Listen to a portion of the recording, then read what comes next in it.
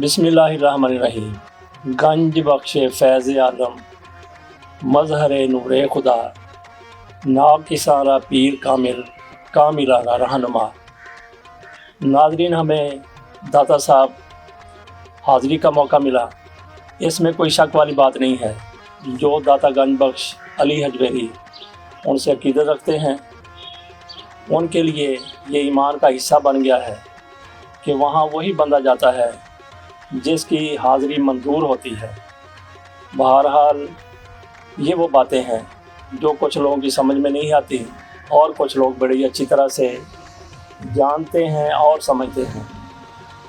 इस विज़िट का एहतमाम Pakistan media writers club की तरफ से किया गया था।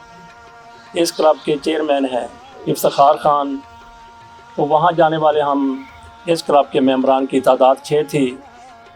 इनमें शुएब मिर्ज़ा साहब थे, ज़फ़र इकबाल ज़फ़र, मोहम्मद ज़ीशान और छठे हमारे साथी उस्मान हैदर अवान थे। हम बर वक्त वहाँ पहुँच गए। गेट से दाखिल होते ही पहले कुछ और मनाज़र होते थे, लेकिन अब बहुत कुछ बदल चुका है। जैसे ही हम गेट के अंदर गेट नंबर 4 से दाखिल हुए तो हमारे दाएं तरफ बिल्कुल सामने लंगर तकसीम किया जा रहा था और बाएं तरफ जहाँ पे चंद माह कबल बड़ी हुल्लड़बाजी होती थी, बड़ा हल्ला गुल्ला होता था, बड़ी अफरा तफरी मची हुई होती थी, क्योंकि वहाँ पे जूते जमा किए जाते थे ज़ायरीन से और उनसे मुँह मांगे दाम लिए जाते थे। औकाफ महकमा औकाफ की तरफ से या सरकार की तरफ से फ़ी जूता 2 रुपये किराया मुकर्रर किया गया था, लेकिन वहाँ पे जो लोग थे ठेकेदार से, वो अपनी मर्ज़ी से पैसे ले लेते थे। किसी से 10 रुपये एक जोड़े से, किसी से 20 रुपये, किसी से 100 रुपये और किसी से 200 रुपये फ़ी जोड़ा भी वो ले लेते थे। बहरहाल उनका एक कारोबार बना हुआ था, लेकिन एक हाई कोर्ट के फ़ैसले के बाद वहाँ पे अब पापोश की कोई फ़ीस नहीं है, आप जूते जमा कराएँ। वहाँ पे अब ये सूरत हाल थी कि बड़े सुकून के साथ, बड़े आराम के साथ, बड़ी तसल्ली के साथ लोग वहाँ पे अपने जूते जमा करवा रहे थे और दरबार पर हाज़री के बाद बड़े आराम से उसी तरीके से वापस ले रहे थे। तो हम मस्जिद से होते हुए दरबार के अंदर चले गए। हमारा वहाँ पे दरबार की इंतज़ामिया ने, उनका मैं बड़ा शुक्रगुज़ार हूँ और मैं अपनी तंजीम की तरफ से भी, क्लब की तरफ से भी उनका शुक्रिया अदा करता हूँ कि उन्होंने हमारी बहुत ज़्यादा मेहमान नवाज़ी की, बहुत ज़्यादा इज़्ज़त की, बहुत ज़्यादा हमें पजीराई से नवाजा। हमें दरबार के अंदर दाखिल किया गया। वहाँ पे दरबार के अंदर दाखिल होके हमने दुआएं भी की, फातिहा भी पढ़ी और वहाँ पे मज़ीद उन्होंने हमारी इज़्ज़त अफजाई करते हुए हमें हर एक शख्स को जो हम वहाँ पे गए थे उनको चादर भी उन्होंने अनायत की, हमारे गले में पहनाई गई। तो वहाँ पे निगरान जो मौजूद थे जिन्होंने ये चादर हमें अनायत की, उनका नाम शहबाज अली था, जबकि वहाँ पे एक और नौजवान भी बैठा हुआ था। वो मुसलसल कुछ पढ़े जा रहा था और कभी कभी वो रोने भी लगता था। बहरहाल वहाँ पे हमने बड़ी तसल्ली के साथ कुछ वक्त गुजारा और हमारे जो साथ कैमरामैन गए हुए थे उन्होंने उसकी अक्सबंदी भी की। मज़ार के ऊपर तक भी उनको कहा गया था कि सारे का सारा हिस्सा दिखा दें। अंदर भी जो कुछ है सारे का सारा दिखा दिया गया और मज़ार के ऊपर भी, छत पर भी जो कुछ है वो बता दिया गया। यहाँ पे ये बात भी वाज़ेह करने की ज़रूरत है कि जनाब दाता अली उस्मान हजवेरी का जो असल मज़ार है वो इससे थोड़ा नीचे है। तो इस दौरे के दौरान, इस विज़िट के दौरान बिलाशुबा ये एक रूह परवर विज़िट थी, रूहानी विज़िट थी। वहाँ पे मौजूद जिसका मैंने ज़िक्र किया, मोहम्मद आसफ़ से पूछा कि यहाँ पे किसी अंग्रेज़ की भी कब्र है? उसने बताया कि हाँ बिल्कुल है। साथ ही उसने ये भी बताया कि वो बेसमेंट में है। तो मैंने अपने साथियों से कहा कि उस कब्र पे भी जाना है। और एक अरसा से जब से मैंने अंग्रेज़ के बारे में पढ़ा था कि अंग्रेज़ की कब्र दाता दरबार के हाथे में है, तो मैं वहाँ उसको देखना चाहता था। तो हमारे लिए दरबार की इंतज़ामिया ने उसका भी एहतमाम कर दिया। हम नीचे बेसमेंट में चले गए तो वहाँ पे एक दूसरे के बराबर 2 कब्रें हैं। एक के ऊपर अनायतुल्लाह खान लिखा हुआ था, उनके बारे में मज़ीद कुछ नहीं बताया गया। उनकी वफ़ात का लिखा हुआ था 1979। इसके अलावा उनके बारे में हमें कोई तफसीलात मालूम नहीं हो सकी। लेकिन उसके साथ जो कब्र थी उस पर लिखा हुआ था फ़ारूक अहमद लिनार्ड इंग्लिस्तानी। इनके बारे में कहा जाता है کہ یہ انگلستان سے آئے تھے۔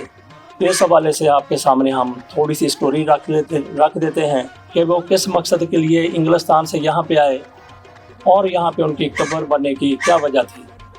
تو اس حوالے سے جو روایات مشہور ہیں ان کے مطابق یہ ہے کہ لینارڈ کا تعلق لندن سے ہے۔ اس کی پیدائش بتائی گئی کہ 1913 کی ہے اور وہ 1936 میں مسلمان ہوا، جبکہ اس کی وفات 1945 میں ہوئی۔ تو کہا یہ جاتا ہے کہ انگلستان میں، انگلینڈ میں یا لندن میں کچھ مبلغین کی ترغیب پر وہ مسلمان ہو گیا تھا۔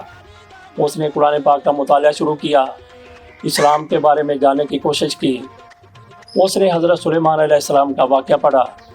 اس واقعے میں جو اس کی تفسیر ہے، جو اس کا ترجمہ ہے، جو اس کے بارے میں کہا جاتا ہے کہ حضرت سلیمان علیہ السلام اپنے دربار میں بیٹھے ہوئے تھے۔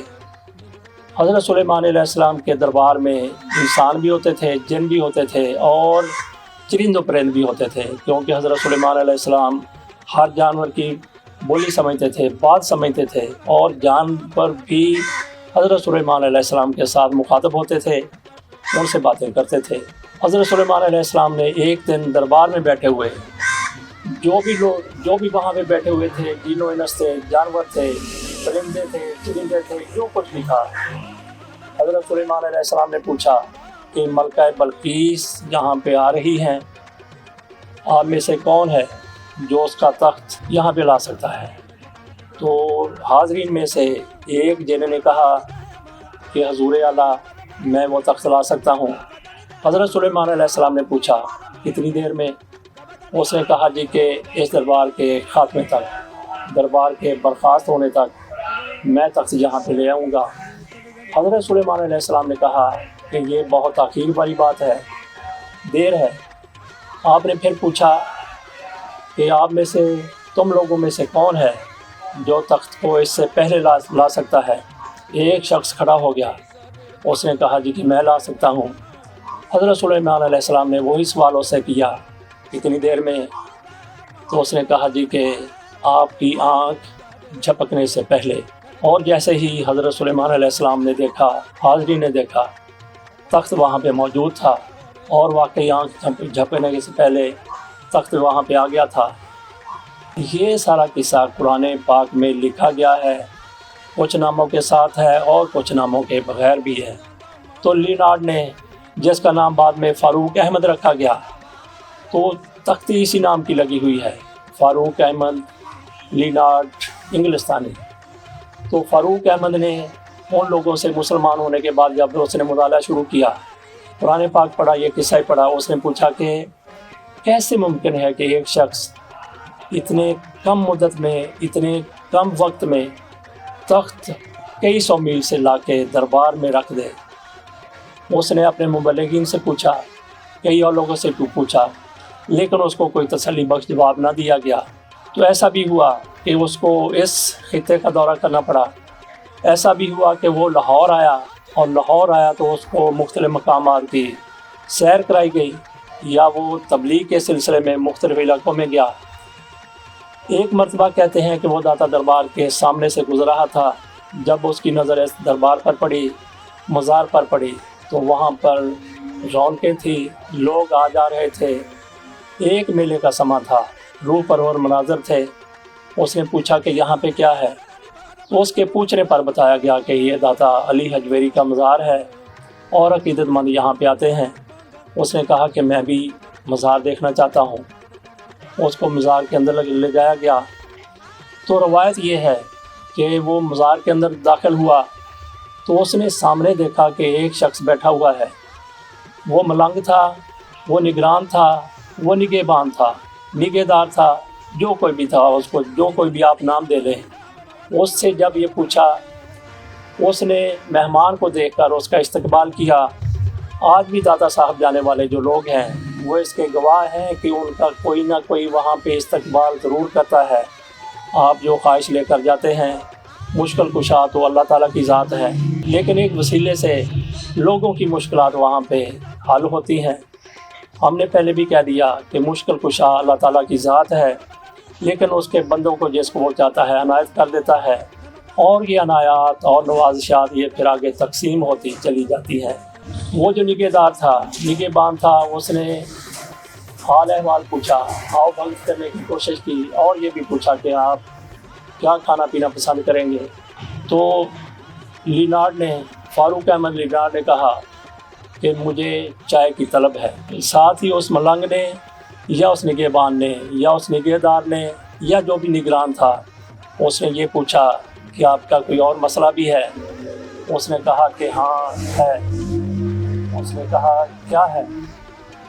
تو لینارڈ کی طرف سے بتایا گیا کہ میں نے قرآن پاک میں حضرت سلیمان علیہ السلام کا واقعہ پڑھا ہے اور میں پریشان ہوں کہ کس طرح ایک بندہ، ایک شخص، ایک انسان سینکڑوں میل دور سے تخت کو لا کے ایک لمحے میں آنکھ جھپکنے کی دیر میں دربار میں لا سکتا ہے، کیسے ممکن ہے؟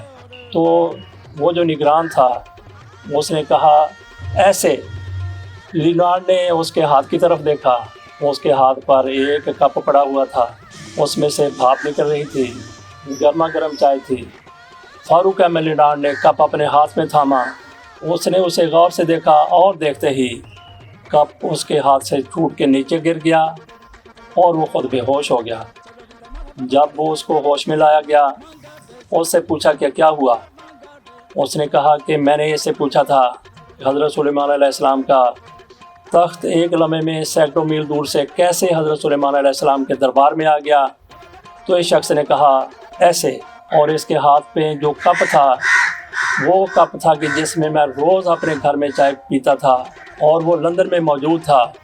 اس نے یہ ثابت کر دیا کہ حضرت سلیمان علیہ السلام کا تخت سینکڑوں یا ہزاروں میل دور سے ایسے آ سکتا ہے جیسے یہ کپ آ گیا۔